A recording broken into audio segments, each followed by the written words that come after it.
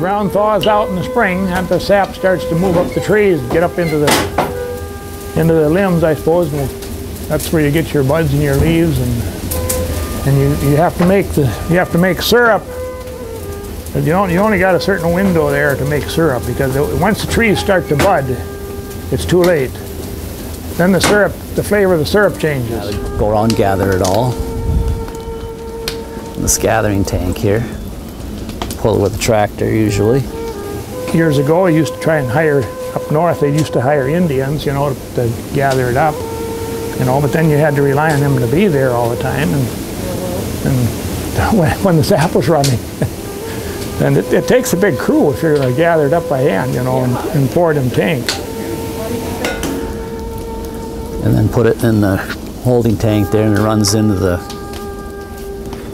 pans here. The hot syrup in here, and then this hydrometer has a red mark on it. And when at the top red mark, that's when it's syrup. Now, if you cook it too far, the bottom red mark I think it'd be almost candy.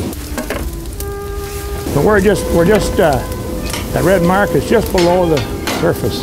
Could be another minute or two, but then it's surprising. Sometimes it could be half an hour. The old method that they used to use for years and years,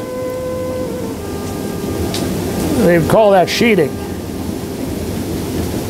See how that sheets off of there?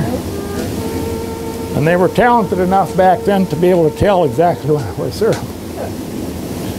You see, it's getting quite close now. We've got about 1.5 degrees to go. You know, it's just a lot of fun to get into it when it's the time of the year when you're not doing anything else, and so it works out good for everyone to get together. And of course, they all have a few beers too when they're down here. But it's a lot of fun.